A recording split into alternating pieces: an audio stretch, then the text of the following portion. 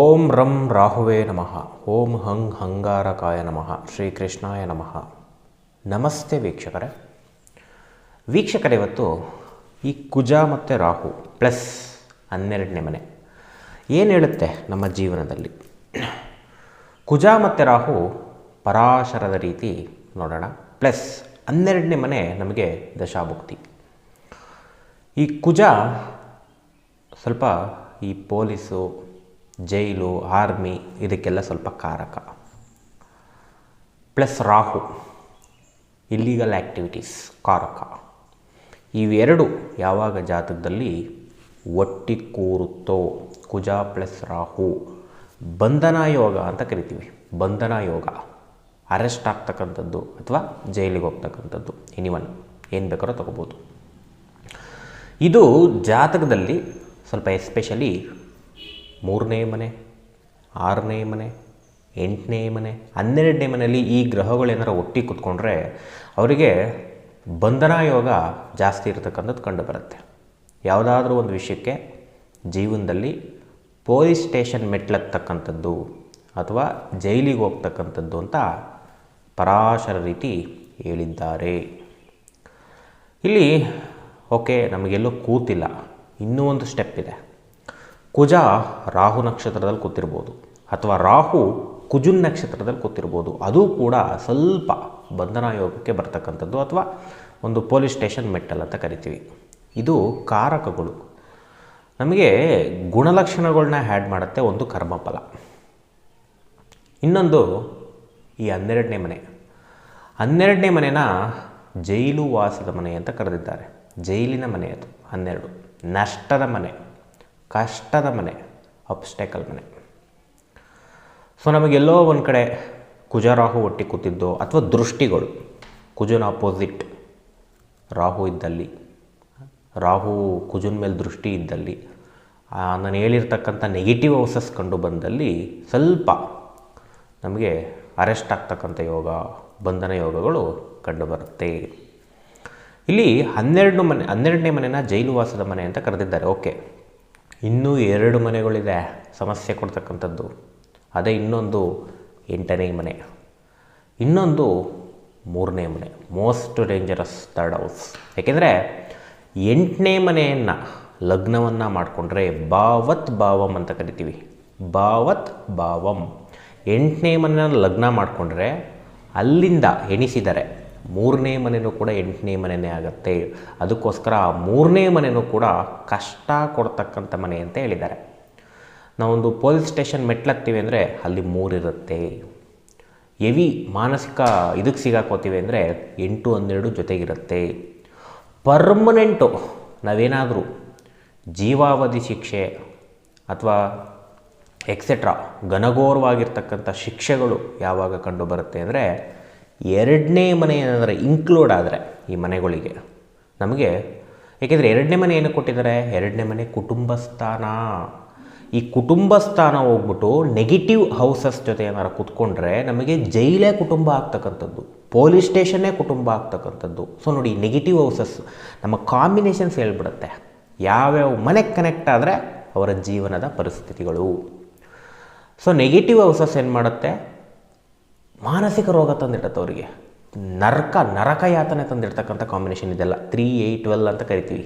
ನರಕ ಯಾತನೆ, ಡಿಪ್ರೆಷನ್ಗೆ ಒಳಗಾಗ್ತಕ್ಕಂಥದ್ದು, ಬದುಕೆ ಬೇಡ ಅನ್ನಿಸ್ತಕ್ಕಂಥದ್ದು, ಎಲ್ಲೋ ಒಂದು ಕೂಡಾಗ್ತಾಗ ನೋವಾಗುತ್ತಲ್ಲ, ಬೋರಿಂಗ್ ಲೈಫ್, ಆ ರೀತಿ ಜೈಲಲ್ಲಿ ಆಗ್ತಾಗ ಈ ಕಾಂಬಿನೇಷನ್ ವ್ಯಕ್ತಿಗಳಿಗೆ ರನ್ ಆಗುತ್ತೆ.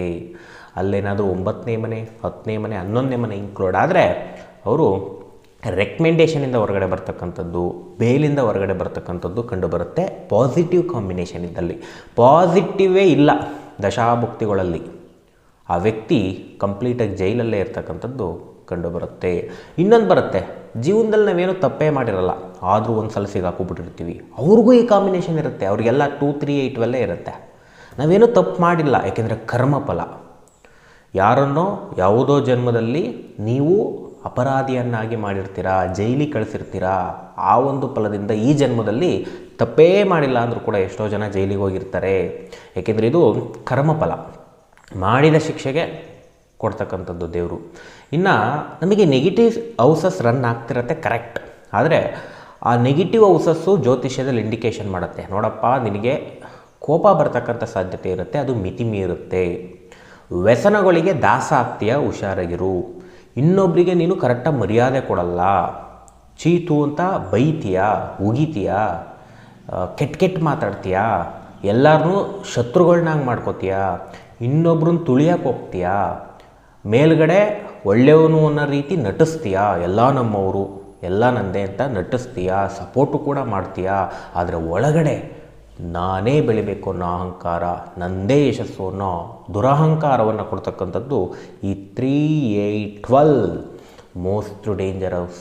ಯಾರಿಗೆ ಇದು ದಶಾಭುಕ್ತಿಗಳು ರನ್ ಆಗುತ್ತೆ, ಆ ವ್ಯಕ್ತಿ ಮಾನಸಿಕ ರೋಗಿ ಆಗ್ತಾನೆ, ಸಂಸ್ಕಾರ ಬಿಟ್ಬಿಡ್ತಾನೆ, ನಾನು ಚೆನ್ನಾಗಿರಬೇಕು, ಅವನಿಗೆ ಹೆಂಗಾದರೂ ಹಾಳಾಗೋಗಲಿ. ಇದು ದಶಾಭುಕ್ತಿಗಳು ರನ್ ಆಗುತ್ತೆ. ಯಾವ ವ್ಯಕ್ತಿ ಈ ಕಾಂಬಿನೇಷನ್ ಜ್ಯೋತಿಷ್ಯ ಏನಕ್ಕೆ ಹೆಲ್ಪ್ ಮಾಡುತ್ತೆ ಅಂದರೆ, ಈ ಕಾಂಬಿನೇಷನ್ ಗೊತ್ತಿದ್ದಾಗ ವ್ಯಕ್ತಿ ಬದಲಾವಣೆ ಆದರೆ ಭಗವಂತ ಬಚಾವ್ ಮಾಡ್ತಾನೆ. ಆ ವ್ಯಕ್ತಿ ಬದಲಾವಣೆ ಆಗಿಲ್ಲ, ಗ್ರಹಗಳು ನೋಡ್ತವೆ, ಇವನೇನು ಮಾಡ್ತಾಯಿದ್ದಾನೆ, ಇವನಿಗೇನಾರ ಕೋಪ ಇದೆಯಾ, ಅಹಂಕಾರ ಇದೆಯಾ, ಏನಾರ ಮೆರೆಯೋಕ್ಕೆ ಏನಾರ ಆಡ್ತಾ ಇದ್ದಾನ ಅಂತ ನೋಡ್ತವೆ ಗ್ರಹಗಳು. ಆವಾಗ ಆ ಗ್ರಹಗಳು ಏನು ಮಾಡ್ತವೆ ಅಂದರೆ ಅವನ ಕೈಯಲ್ಲಿ ತಪ್ಪು ಮಾಡಿಸ್ತವೆ. ತಪ್ಪು ಮಾಡಿ ಏನು ಮಾಡಿಸ್ತವೆ, ಮರ್ಯಾದೆ ಕಳೀತವೆ, ಹೋಗಿ ಜೈಲಲ್ಲಿ ಇಷ್ಟು ವರ್ಷ ಇರು ಅಂತ ಕಳಿಸ್ತವೆ, ಅಥವಾ ಅರೆಸ್ಟ್ ಆಗು ಅಂತ ಕಳಿಸ್ತವೆ, ಏನು ಬೇಕಾದರೂ ಮಾಡಿಸ್ತೇವೆ. ಎಸ್ಪೆಷಲಿ ಪಾಪಗ್ರಹಗಳು ರಾಹು, ಕೇತು, ಶನಿ, ಕುಜ, ಈ ದಶಾಭುಕ್ತಿಗಳೇನಾದರೂ ನಡೀತಾ ಇದ್ದರೆ, ಈ ಕಾಂಬಿನೇಷನ್ ಇದ್ದರೆ ಅವರು ಖಂಡಿತವಾಗಿ ಹೋಗ್ತಾರೆ ಅಂತ ಹೇಳ್ಬೋದು. ಅರೆಸ್ಟ್ ಆಗ್ತಕ್ಕಂಥದ್ದು, ಜೈಲಿಗೆ ಹೋಗ್ತಕ್ಕಂಥದ್ದು. ಏಕೆಂದರೆ ಪಾಪಗ್ರಹಗಳು ಪಾಪ ಮಾಡಿಸಿ ಅವ್ರನ್ನ ಒಳಗೆ ಕಳಿಸೋದು ಅಥವಾ ಮರ್ಯಾದೆ ಕಳೆಯೋದು. ಶುಭಗ್ರಹಗಳಂಗಲ್ಲ, ಒಂದು ವಾರ್ನಿಂಗ್ ಕೊಡುತ್ತೆ. ಶುಭಗ್ರಹ ಯಾರಿಗೆ ನೆಗೆಟಿವ್ ಕಾಂಬಿನೇಷನ್ ರನ್ ಆಗ್ತಾ ಇರಲಿ, ಗೈಡ್ ಕೊಡಿಸುತ್ತೆ ಇನ್ನೊಬ್ಬರ ಕಡೆಯಿಂದ, ನೋಡಪ್ಪ ನಿನಗೆ ದುರ್ಚಟ ಇದೆ, ಕೆಟ್ಟವನಾಗ್ತಾ ಇದೆಯಾ, ಒಳ್ಳೆಯವನಾಗು, ಏಳ್ಸಿ ಏನೋ ಬದಲಾವಣೆ ತರಕ್ಕೆ ನೋಡುತ್ತೆ. ಶುಭಗ್ರಹಗಳಲ್ಲಿ ಕಾಂಬಿನೇಷನ್ ರನ್ ಆಗ್ತಾಯಿದ್ರೆ. ಪಾಪಗ್ರಹಗಳು ನಡೀತಾ ಇದ್ದರೆ ಕೇಳೋದಿಲ್ಲ, ಯಾರೇನೇ ಹೇಳಿ ಕೇಳೋದಿಲ್ಲ, ನಂದೇ ನಡೀಬೇಕು, ನಾನೇ ರಾಜ, ಇನ್ನೊಬ್ಬ ಹೆಂಗಾದರೂ ಹಾಳಾಗೋಗ್ಲಿ ಅಂತ ಹೋಗ್ತಕ್ಕಂಥದ್ದೇ ಈ 3ನೇ ಮನೆ, 8ನೇ ಮನೆ, 12ನೇ ಮನೆ. ಅದರಲ್ಲಿ 12 ನಮಗೆಲ್ಲ ರೀತಿಯೂ ನಷ್ಟ, ಕಷ್ಟ, ನೋವು ಎಲ್ಲನೂ ಕೊಟ್ಟು ಒಂದು ಕಡೆ ಇಟ್ಬಿಡ್ತಕ್ಕಂಥದ್ದು ಈ 12. ಈ 12 ಒಂಥರ ನ್ಯೂಟ್ರಲ್ ಹೌಸಸ್ ಅಂತ ಕರಿತೀವಿ. ನೆಗೆಟಿವಲ್ಲೇ ನ್ಯೂಟ್ರಲ್ಲು. ಮೋಸ್ಟ್ ಡೇಂಜರ್ 8ನೇ ಮನೆ, ಅದಕ್ಕೆಲ್ಲ ಇನ್ಕ್ಲೂಡ್ ಆಗಿರ್ತಕ್ಕಂಥದ್ದು 3ನೇ ಮನೆ, 6ನೇ ಮನೆ. ಈ ದುಸ್ಥಾನಗಳು ಅಂತ 4ನೇ ಮನೆ, 4 ಮನೆಗಳನ್ನ ಕರಿತೀವಿ ಜ್ಯೋತಿಷ್ಯದಲ್ಲಿ. 3ನೇ ಮನೆ, 6ನೇ ಮನೆ, 8ನೇ ಮನೆ, 12ನೇ ಮನೆ, ಇವು 4 ದುಸ್ಥಾನಗಳು. 6, 8, 12 ಕರೆದಿದ್ದಾರೆ, 3ನೂ ಇನ್ಕ್ಲೂಡ್ ಮಾಡಬೇಕು, ಅದು ಮೋಸ್ಟ್ ಡೇಂಜರಸ್. ಈ 4 ಮನೆಗಳು ಯಾವ ವ್ಯಕ್ತಿಗೆ ನಡೆಯುತ್ತೆ, ಜೀವನದಲ್ಲಿ ಕಷ್ಟ ಜಾಸ್ತಿ, ಜೀವನದಲ್ಲಿ ಮೇಲಕ್ಕೆ ಹೋಗೋಕ್ಕಾಗಲ್ಲ. ಅಕಸ್ಮಾತ್ ಅವ್ರು ಮೇಲಕ್ಕೆ ಹೋಗ್ತಾ ಇದ್ದಾರೆ ಅಂದರೆ ಇನ್ನೊಬ್ಬರು ತುಳ್ಕೊಂಡೇ ಹೋಗಿರ್ತಾರೆ, ಅಥವಾ ಮನಸ್ಸೊಳಗಡೆ ಬರೀ ದುರಹಂಕಾರ, ನಾನು ಅವನ್ನ ಹಾಳು ಮಾಡಬೇಕು, ಇವನ್ನ ಹಾಳು ಮಾಡಬೇಕು ಅಂತ ಇರುತ್ತೆ. ಮೇಲ್ಗಡೆ ಸಾಫ್ಟ್ ಮಾತುಗಳು, ಇನ್ನೊಬ್ಬರನ್ನ ಮೆಚ್ಚಿಸೋ ಮಾತುಗಳು, ಬಟ್ ಒಳಗಡೆ ಅವನ್ನ ಹಾಳು ಮಾಡೋ ಮನಸ್ಥಿತಿ. ಸೊ ಈ ರೀತಿ ಈ ಕಾಂಬಿನೇಷನ್ ಇದ್ದರೆ ವ್ಯಕ್ತಿಯ ಜಾತಕ ನೋಡ್ಕೊಂಡು ಹಿಡಿದ್ಬಿಡ್ಬೋದು. ಆದರೆ ಬದಲಾವಣೆ ಆದರೆ ಗ್ರಹಗಳು ನಿಮಗೆ ಸ್ವಲ್ಪ ಕಷ್ಟನ ಕಡಿಮೆ ಮಾಡ್ತವೆ, ಕೆಟ್ಟದ್ರ ಕಡೆ ಹೋಗೋಕ್ಕೆ ಬಿಡಲ್ಲ. ಮನಸ್ಸು ನೋಡ್ತವೆ, ಇವನು ಕರ್ಮಫಲದಲ್ಲಿ ಕೆಟ್ಟದಾಗಿದೆ, ಇವನು ಏನಾದರೂ ಒಂದು ಸ್ವಲ್ಪ ಕೋಪ ಕಡಿಮೆ ಮಾಡ್ಕೊಂಡಿದ್ದಾನ, ಮರ್ಯಾದೆ ಏನಾದ್ರು ಕೊಡ್ತಾ ಇದ್ದಾನ, ಕರ್ಮಫಲ ಕೆಟ್ಟಿದೆ ಹೌದು. ಆ ವ್ಯಕ್ತಿಯ ಗುಣಗಳನ್ನ ನೋಡ್ತಾನೆ. ಗುಣ ಚೆನ್ನಾಗಿತ್ತು ಅಂದರೆ ಎಂಥ ಕೆಟ್ಟು ಬಂಧನ ಯೋಗ ಇರಲಿ, 1000 ಇರಲಿ, ಗ್ರಹಗಳು ಕೆಟ್ಟದಾಗ ಬಿಡಲ್ಲ. ಅದನ್ನು ದೇವರು ಸರಿ ಮಾಡ್ಕೋತಾನೆ. ನಾವು ಕರೆಕ್ಟಾಗಿಲ್ಲ, ಕುಡಿತೀವಿ, ಸಿಗರೇಟ್ ಸೇರ್ತೀವಿ, ಕೆಟ್ಟ ಮಾತು ಬೈತೀವಿ, ಹೆಂಗೆ ಬೇಕಂಗೆ ಬದುಕ್ತಾ ಇದ್ದೀವಿ ಜೀವನದಲ್ಲಿ, ಆವಾಗ ಗ್ರಹಗಳ ಆಟ ಪಾಠ. ಸೊ ಇದೆಲ್ಲ ನಮ್ಮ ಶಾಸ್ತ್ರಗಳಲ್ಲಿ ಹೇಳಿದ್ದಾರೆ. ಈ ವ್ಯಕ್ತಿ ಜ್ಯೋತಿಷ್ಯ ಏನಕ್ಕೆ ನೋಡ್ಕೋಬೇಕು ಅಂತ ಎಷ್ಟೋ ಜನದ ಕ್ವಶನ್ ಇದೆ ಅಲ್ವಾ. ಜ್ಯೋತಿಷ್ಯ ಅಂದರೆ ಪರಿಹಾರ ಮಾಡೋದಲ್ಲ, ಆ ವ್ಯಕ್ತಿಯ ಗುಣಗಳನ್ನ ಚೇಂಜ್ ಮಾಡೋದು. ಅಂದರೆ ಕೆಟ್ಟ ಗುಣಗಳಿದ್ದರೆ ಒಳ್ಳೆ ರೀತಿ ಬದಲಾಯಿಸ್ಕೊಳ್ಳೋಕ್ಕೆ ಒಂದು ಅವಕಾಶ, ಒಳ್ಳೆಯ ಗುಣಗಳಿತ್ತು ಅಂದರೆ ಅದನ್ನು ಇಂಪ್ರೂವ್ಮೆಂಟ್ ಮಾಡ್ಕೊಳ್ಳಿಕ್ಕೆ ಅವಕಾಶ. ಇಷ್ಟೇ ಜ್ಯೋತಿಷ್ಯ ಶಾಸ್ತ್ರ ಹೊರತು ಇವ್ರು ಯಾರೋ ಜ್ಯೋತಿಷ್ಯ ಹೇಳ್ತಾರೆ, ಅವ್ರ ಹಣೆ ಬರ ಅವ್ರಿಗೆ ಗೊತ್ತಿಲ್ವಂತೆ, ಹಿಂಗೆಲ್ಲ ಮಾತಾಡ್ತಾರೆ. ಈ ಬ್ಯಾಡ್ ಕಮೆಂಟ್ಸ್ ಅವ್ರಿಗೆ ಜ್ಞಾನ ಇಲ್ಲ, ಅದಕ್ಕೆ ಬ್ಯಾಡ್ ಕಮೆಂಟ್ ಹಾಕೋದವರು. ಆ ಪೆಟ್ಟು ತಿಂದಾಗ ಒಂದು ಕಡೆ ಕಾಲೋ ಕೈಯೋ ಕಳ್ಕೊತಾರಲ್ಲ ಜೀವನದಲ್ಲಿ, ಇಲ್ಲ ಕೆಟ್ಟ ರೋಗ ಬಂದು ಕೂತ್ಕೋತಾರಲ್ಲ ಮೂಲೆಯಲ್ಲಿ, ಅವತ್ತು ಗೊತ್ತಾಗುತ್ತೆ ಬ್ಯಾಡ್ ಕಮೆಂಟ್ ಹಾಕೋರಿಗೆಲ್ಲ ಒಂದೊಂದು ಏನಿದೆ ಭಗವಂತನ ಕರ್ಮಫಲ ಅಂತ. ಸೊ ಪ್ರತಿಯೊಂದು ಅಷ್ಟೇ ಕರ್ಮಫಲ, ನಾವು ಬಚಾವಾಗೋಕ್ಕಾಗಲ್ಲ. ಜಾಸ್ತಿ ಕೆಟ್ಟದ್ದು ಮಾಡಿದವನಿಗೆ ಅಲ್ಲೇ ಕೊಡ್ತಾನೆ ದೇವರು ಕಲಿಯುಗದಲ್ಲಿ.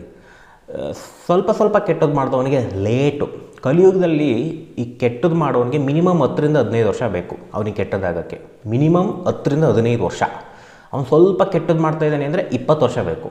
ಜಾಸ್ತಿ ಮಾಡ್ತಾಯಿದ್ದಾನೆ ಅಂದರೆ ಮ್ಯಾಕ್ಸಿಮಮ್ 10 ಇಯರ್ಸ್ ಒಳಗಡೆ ಆ ವ್ಯಕ್ತಿ ಕೆಟ್ಟದಾಗುತ್ತೆ. ಅಂದರೆ ಕೆಟ್ಟವರಿಗೆ ನಾನು ಹೇಳ್ತಿರೋದು, ಒಳ್ಳೆ ವ್ಯಕ್ತಿಗೂ ಆಗ್ಬೋದು, ಒಳ್ಳೆ ವ್ಯಕ್ತಿಗೆ ಶಾರ್ಟ್ ಟರ್ಮಲ್ಲೇ ಭಗವಂತ ಶಿಕ್ಷೆ ಕೊಡ್ತಾನೆ. ಏಕೆಂದರೆ ಸರಿ ಹೋಗು, ಹಾಳಾಗೋಗ್ಬೇಡ ಅಂತ. ಇದು ಕರ್ಮ ಥಿಯರಿನಲ್ಲಿ ಬರುತ್ತೆ. ಶಾಸ್ತ್ರಗಳು ಇರೋದು ಅದಕ್ಕೆ, ಗುಣಗಳನ್ನ ಚೇಂಜ್ ಮಾಡ್ಕೊಳ್ಳೋಕ್ಕೆ ಶಾಸ್ತ್ರಗಳಿರೋದು, ಪರಿಹಾರ ಮಾಡೋಕ್ಕಲ್ಲ. ಪರಿಹಾರ ಯಾರೂ ಮಾಡೋಕ್ಕಾಗಲ್ಲ. ಯಾವುದೋ ಜನ್ಮದಲ್ಲಿ ಯಾರಿಗೋ ಕೆಟ್ಟದ್ದು ಮಾಡ್ಬಿಟ್ಟು ನಾನೇನೋ ಪರಿಹಾರ ಮಾಡ್ಬಿಟ್ಟು ಹೋಗಿಸ್ಬಿಡ್ತೀನಿ ಅಂದರೆ, ಆ ಗುಣಗಳನ್ನ ಚೇಂಜ್ ಮಾಡ್ಕೊಳ್ಳೋದೇ ಪರಿಹಾರ. ಪಶ್ಚಾತ್ತಾಪ ಆಗುತ್ತಲ್ಲ, ಅದೇ ಪರಿಹಾರ. ಸೊ ಪರಿಹಾರದ ಮೇಲೆ ಎಲ್ಲ ಜನ ಕೂತ್ಬಿಟ್ಟಿದ್ದಾರೆ ಇವತ್ತು. ಟೈಮ್ ತಿಳ್ಕೊಬೇಕು. ಯಾವತ್ತು ನನಗೊಂದು ಕಷ್ಟ ಬಂದಿದೆ, ಇದು ಎಷ್ಟು ದಿನ ಇರುತ್ತೆ? ಲೈಫ್ ಲಾಂಗ್ ಇರುತ್ತಾ? ಅಥವಾ ನನಗೆ ಒಂದು 2 ವರ್ಷ ಇರುತ್ತಾ, 5 ವರ್ಷ ಇರುತ್ತಾ, 10 ವರ್ಷ ಇರುತ್ತಾ, ಅಥವಾ ಮ್ಯಾಕ್ಸಿಮಮ್ 6 ತಿಂಗಳಲ್ಲಿ ಮುಗಿದೋಗ್ಬಿಡುತ್ತಾ? ಆ ಟೈಮಿಂಗೇ ಹೇಳ್ಬಿಡುತ್ತೆ ನಿಮ್ಮ ಜಾತಕದಲ್ಲಿ ಕರ್ಮಫಲ. ಅರ್ಥ ಆಯ್ತಾ? ಸೊ ಈ ರೀತಿ ಬರ್ತಕ್ಕಂಥದ್ದು. ಸೊ ಸಣ್ಣ ಸಣ್ಣ ಇನ್ಫಾರ್ಮೇಷನ್ ಕೊಟ್ಟಿದ್ದೀನಿ. ಬಂಧನ ಯೋಗ, ಜೈಲಿನ ಯೋಗ, ಇದು ಯಾರಿಗಿರುತ್ತೆ ತೆಪ್ಪು ಕೊಡ್ಬೇಕು ಜೀವನದಲ್ಲಿ. ಇಲ್ಲ ಅಂದರೆ ಬಿಡೋದಿಲ್ಲ, ಹಣೆ ಬರ ಬಿಡೋದಿಲ್ಲ. ಓಕೆ, ಎಲ್ಲರಿಗೂ ಒಳ್ಳೆಯದಾಗಲಿ. ಶ್ರೀ ಕೃಷ್ಣಾರ್ಪಣಮಸ್ತು.